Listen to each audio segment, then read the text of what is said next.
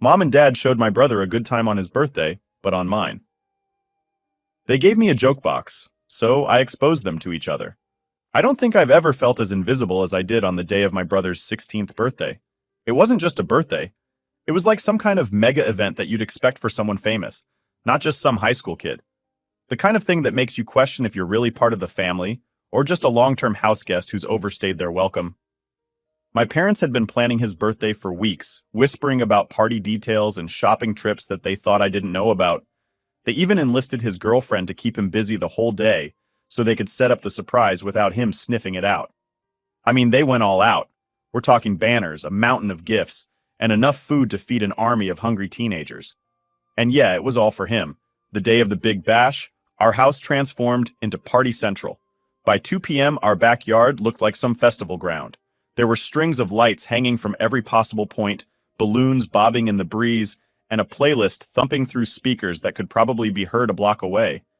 They even rented one of those fancy photo booths, complete with props and a custom backdrop that read, "Happy 16th, Champ." I guess subtlety was off the menu. As the guests started arriving, I hung back, trying not to get in the way. It wasn't like I was needed for anything. My parents were buzzing around, playing the perfect hosts. Mom was all smiles, flitting from one group to another, making sure everyone had what they needed. Dad was manning the grill, flipping burgers like his life depended on it. And there, in the middle of it all, was my brother, the star of the show, laughing and soaking in every second of attention. He had friends over that I'd never seen before, people who came up to him with big grins and even bigger presents. They talked about games, girls, and all the stuff I guess normal teenagers talk about. Watching them, I couldn't help but feel a pang of something. Envy? Maybe. Resentment? Definitely. Later, as the sun began to dip below the horizon and the backyard lights cast long shadows on the ground, the highlight of the party kicked in, a surprise unveiling of a brand new gaming console, the PS5. It was the one thing he hadn't stopped talking about since it was first announced. And there it was in his hands as he looked genuinely shocked for the first time that day. I remember thinking how nice it must be to be the one who always gets what they want, how it must feel to have our parents bend over backward to make sure you're happy. And there I was, just a spectator in my own home, clapping along and putting on a smile, trying to look like I was part of the celebration. When it was time for the cake, everyone gathered around, singing at the top of their lungs. My mom brought out this huge, elaborate cake, something straight out of a bakery show, with icing that matched the colors of his high school. My brother blew out the candles, everyone cheered, and for a moment, just a brief second, I saw my parents looking at each other with these big, satisfied smiles, like they'd pulled off the greatest thing ever. The party eventually wound down, and the guests started to leave, carting off their share of leftover food and memories. My brother, still buzzing from the excitement and probably the sugar, asked if he could crash at his friend's place for the night. I was in the kitchen, pretending to help clean up, when I overheard my parents agree without a second thought.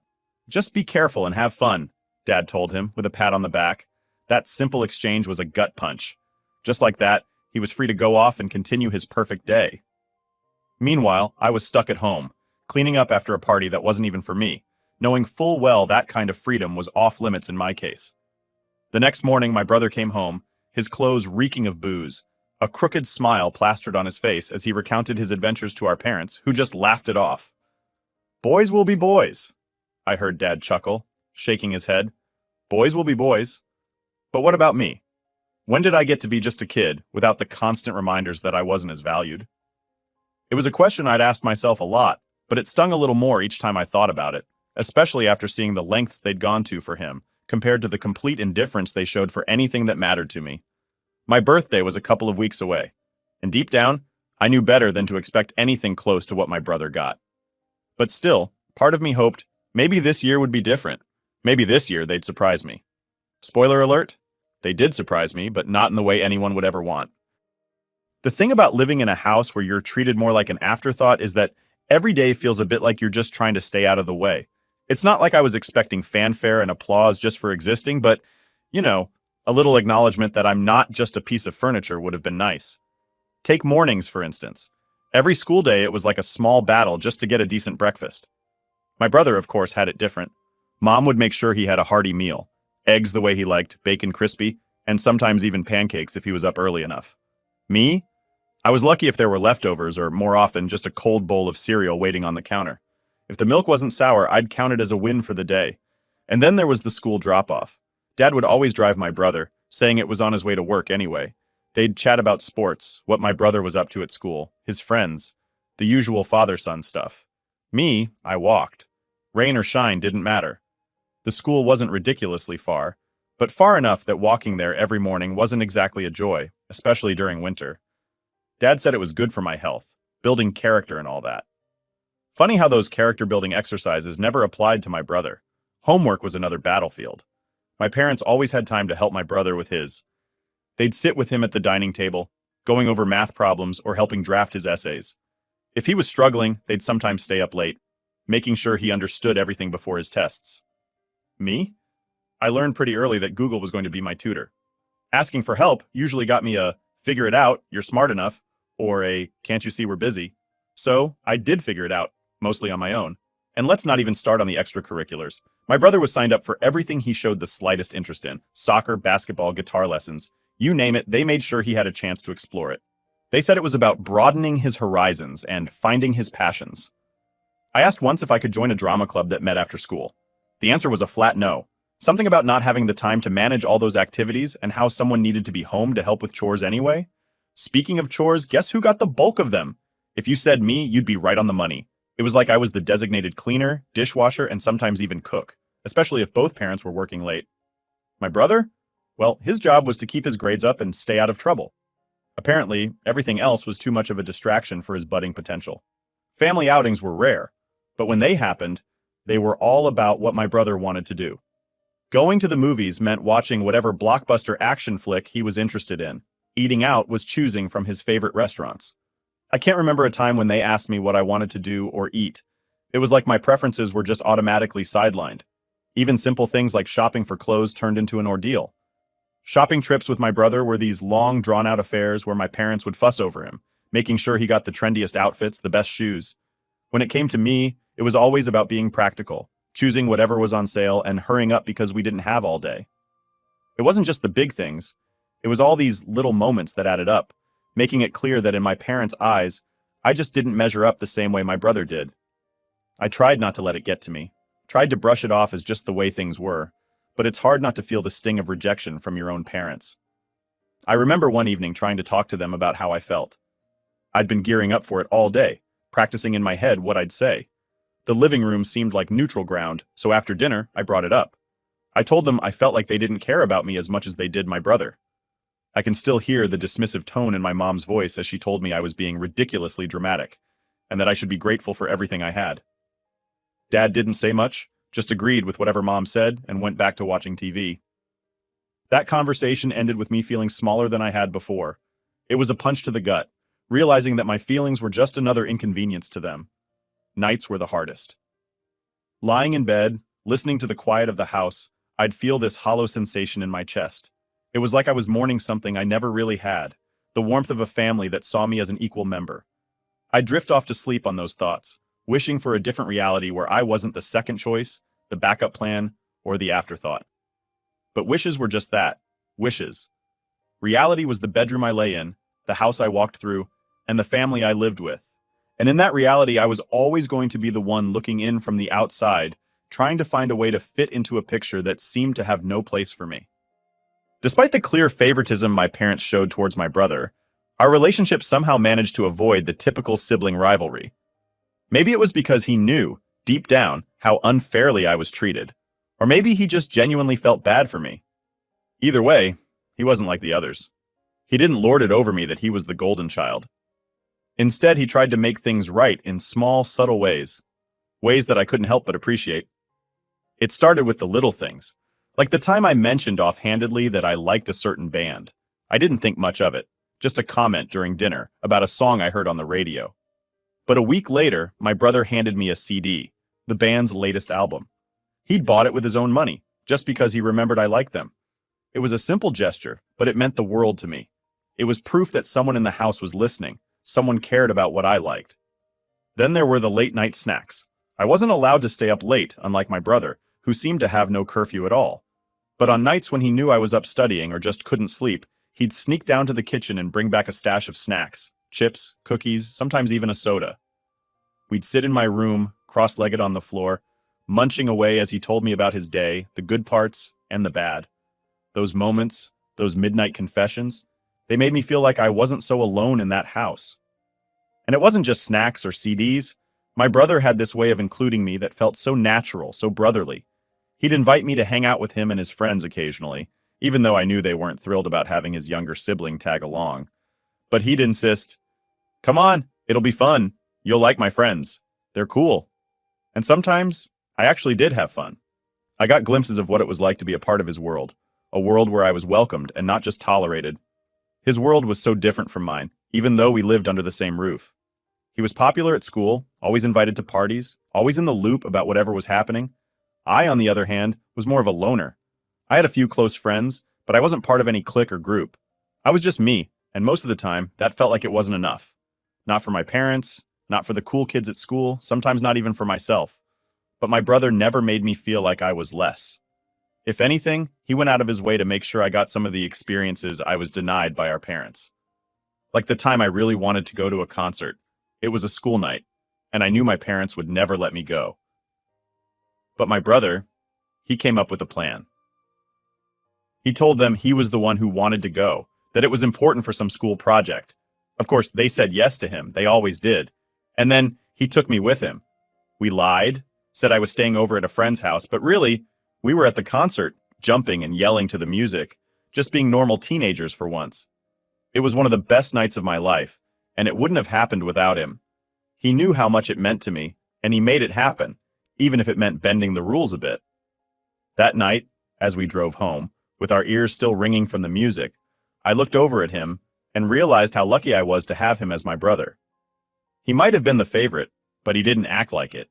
He acted like a brother should, protective, caring, and a little bit conspiratorial. Even with things as simple as sharing his gadgets and games, he was generous. When he got the new gaming console for his birthday, the one our parents had made such a big deal about, he didn't keep it to himself. He shared it with me, let me play whenever I wanted. He'd even sit and watch, giving me tips, cheering me on when I beat a level that had been giving me trouble. And when I really wanted those neon lights for my room, the ones all my friends were showing off on Snapchat, he was the one who talked our parents into it. They never would have agreed if I'd asked. But my brother, he had a way of getting them to listen, to agree to things they otherwise wouldn't. He told them it was for his room, that he wanted to try out something new with his decor. They bought it, and a week later, he passed the lights on to me, winking as he said, "I don't really like them anyway. Too flashy for me." It's weird, you know, having this dual life where in one part you're ignored and in another, you're secretly supported by the very person who's given everything you're denied. It created this bond between us, a bond that was about more than just being siblings. It was about understanding each other's struggles, about supporting each other in the ways we could. Living under the same roof but in completely different worlds had been my reality for as long as I could remember. Sure, my brother threw me scraps of normalcy every now and then, like sharing his gaming console or sneaking me out to concerts, but those moments, as precious as they were, couldn't completely shield me from the bitterness that was brewing inside me. It was like every kind gesture from him was just a reminder of what I wasn't getting from my parents. Each act of sibling solidarity was just a patch on the gaping hole of neglect I felt from the two people who were supposed to care about me the most. It wasn't fair, and that unfairness began to ferment into something dark and heavy, a resentment that settled in the pit of my stomach, growing heavier with each passing day. The whole thing might sound petty to someone on the outside. I had a roof over my head, didn't I? Food on the table, clothes on my back. But it's hard to explain how deep the hurt goes when the very people who brought you into this world treat you like you're a permanent guest in their lives, not a family member. And not just any guest, a tolerated one at best. As my 15th birthday approached, the weight of my parents' indifference was especially crushing. I was another year older, another year stuck in this emotional limbo, and I couldn't help but think back to my brother's 16th birthday. The big party, the laughter, the way our parents had looked at him with so much pride and joy. Would I ever get that from them? A part of me knew better than to hope, but there was another part, a stupid, stubborn part, that wanted to believe this year might be different. I remember lying in bed the night before my birthday, staring at the ceiling and listening to the quiet of the house. Everyone was asleep, but I was wide awake, my mind racing with a mix of hope and dread. What if they surprised me this year? What if they had something special planned, And we're just really good at keeping it a secret. Yeah, right. My inner cynic snorted at the thought. The morning of my birthday, I woke up with a nervous energy buzzing through me. I got dressed, my movements robotic, and my thoughts scattered. I made my way downstairs, the smell of coffee and the sound of morning news drifting from the kitchen. My parents were there, acting like it was just another day. No happy birthday, no smiles, just the usual morning routine. I poured myself a bowl of cereal, the milk thankfully not sour today, and sat at the table trying to gauge their moods. They seemed relaxed, chatting about some trivial thing or another. This was my moment, I decided. I'd test the waters, see if they remembered, see if they cared. I was thinking, I started, my voice steady despite the jittery feeling in my stomach. Since it's my birthday, maybe I could go hang out with Jess after school? She planned something small, just a few friends. My mom looked up from her coffee, her expression unreadable. Oh, it's your birthday, right? Well, we thought about it and… She trailed off, glancing at my dad. My heart skipped. They thought about it? That was more than I expected. I dared to hope, just a little. We got you something, my dad chimed in, his tone light, maybe even a bit teasing. He got up and left the room, only to return a minute later with a large box wrapped in shiny happy birthday paper. My name was scrawled across it in bold letters. My heart was pounding as he set the box down in front of me. This was it. They remembered. They did something. I tore into the wrapping, excitement bubbling up inside me, only to find another box, and then another. Each box was smaller than the last, a Russian nesting doll game that left me more puzzled with each layer. Finally, the last box, small enough to fit in the palm of my hand, came into view. I opened it, my fingers trembling slightly, only to be met with a burst of glitter that flew up into my face. A glitter bomb. The laughter that followed wasn't the warm, joyful kind. It was hollow, mocking. My heart sank. This was their idea of a birthday present? A joke? My eyes stung, not from the glitter, but from the tears that threatened to spill over. I looked up at them, my vision blurred, my voice shaky. Is this some kind of joke? My mom's face hardened. It's not a joke. It's creative. You should learn to take a joke anyway. Lighten up. My dad nodded, his face impassive. Yeah, lighten up. It's not like you need anything anyway. Their words were like slaps, dismissive and cold. I pushed the boxes away, my appetite gone, my day ruined. This wasn't just about a birthday gone wrong. This was a glaring confirmation of everything I felt. Neglected, unloved, unwanted. I stood up, my chair scraping loudly against the tile floor. Thanks for nothing, I muttered, my voice choked with emotion. I left the kitchen, left them sitting there, and walked out the door to school. The walk to school was longer that day, or maybe it just felt that way because of the weight I was carrying. Each step was a reminder of the gap between me and my parents, a gap that seemed to widen with every birthday, every dismissed feeling, every moment of indifference. By the time I reached school, I had made a decision. I couldn't keep doing this, couldn't keep hoping for something that would never come. It was time to start thinking about revenge, about making them feel even a fraction of the pain they'd made me feel. Not today, maybe not tomorrow, but soon. I needed to protect myself, to fight back in whatever way I could. Because if they weren't going to give me the love I deserved, maybe I could at least make them regret how they'd treated me. After the birthday disaster, my school day was a blur of anger and plotting. Each class was just background noise to the thoughts racing through my head. How could they? Why would they? The hurt from the glitter bomb fiasco was deep, but it sparked something in me, a fiery resolve I hadn't felt before. I was done being the victim. By the time the final bell rang, I had a plan. Not fully formed, maybe a bit reckless, but it was a plan nonetheless. I wasn't going to let them off the hook this time. They needed a wake-up call, and I was more than ready to be the alarm. Walking home, I rehearsed what I would say, how I would confront them. My heart pounded with a mix of nerves and excitement.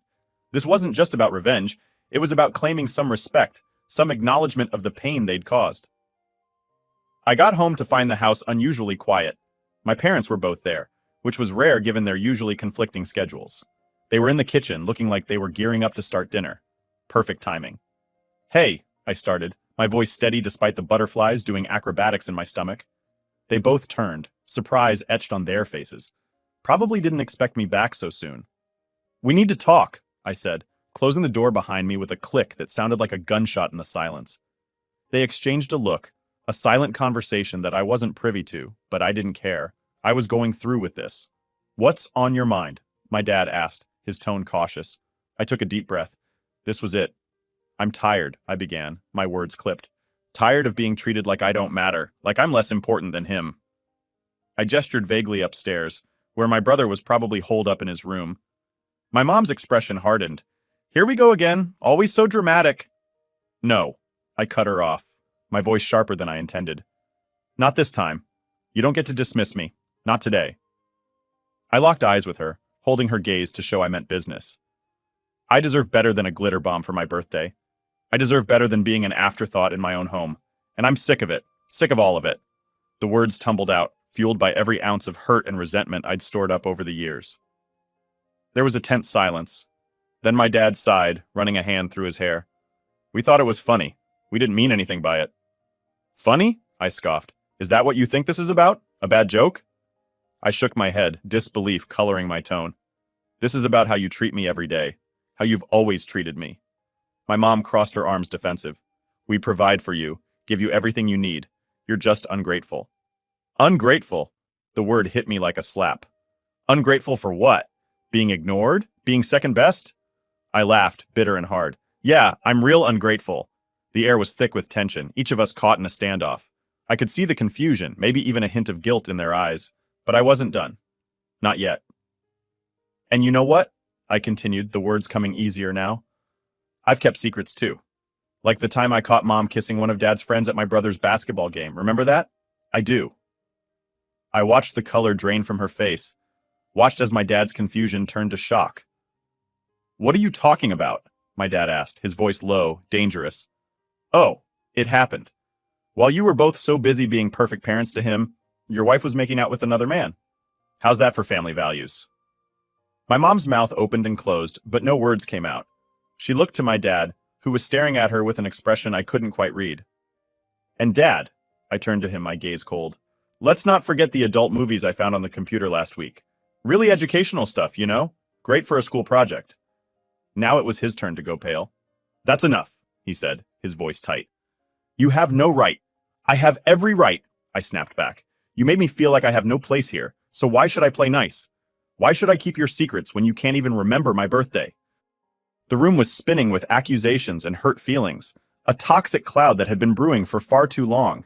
I had laid everything out, all the cards on the table, and it felt terrifying, exhilarating and terrifying. Then I laughed like a maniac and ran out of the house. I still remember the shocked expressions after what I said. Now I'm at school, and I'm really scared of going back home. And even though the thought of what they might do after I revealed those things is scary, my anger is still not satisfied, and I want to hurt them even more. Should I just not go back? Or should I talk to my brother and ask his help? Maybe I should actually just go all the way and plot my revenge for all the times they treated me like shit and just be done with it. After all, it's a guarantee that I'm going to be punished for my behavior. So why not do more harm, and then get punished? Or maybe I should keep my mouth shut and just try to get through 3 more years of hell and focus on getting into a good college and building my own life. Update 1. Hey everyone, I really can't thank you enough for all the support and good vibes you've sent my way through your messages and comments.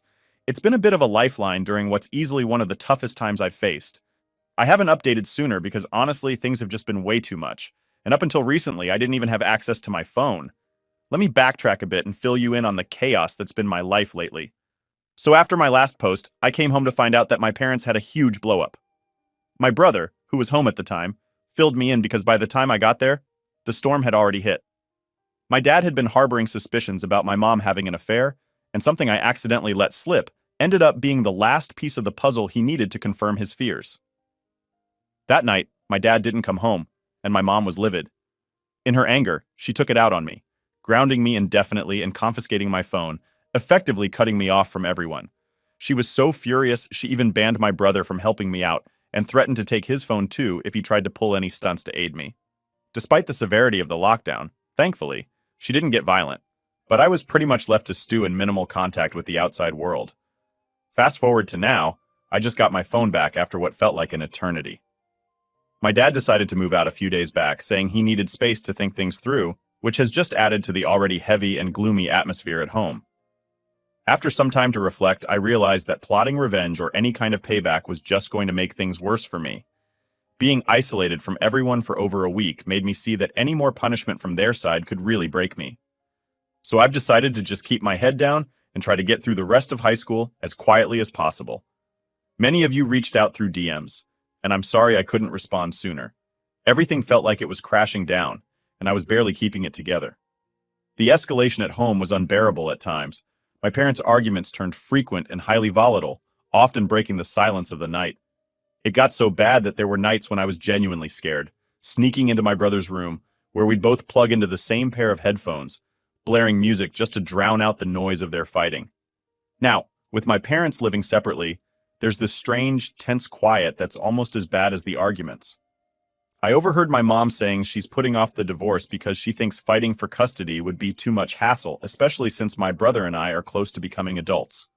They're planning to wait until I turn 18 to legally separate, which isn't too far off, but it feels like a lifetime away when every day is strained. I'm not even sure how to feel about all this. On one hand, it might mean fewer explosive fights, but on the other, it feels like my family is just disintegrating before my eyes. And right in the middle of all this was my 16th birthday. Yeah, that was a day to remember, but for all the wrong reasons. It's a birthday I won't forget.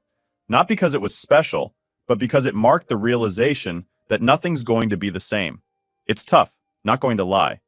Some days are harder than others, and sometimes I feel like I'm just going through the motions, waiting for a day when things might start to look up. But sharing this with you all here helps. It makes me feel less alone, knowing there are people out there who, even though we've never met, genuinely care and understand. I'll keep you all updated as things hopefully start to improve, or at least stabilize. For now, I'm just trying to focus on the positives, like planning for my future and trying to find moments of normalcy amid the chaos. Thanks again for sticking with me through this. Your words of encouragement have been a huge comfort. Here's hoping I'll have some better news to share next time.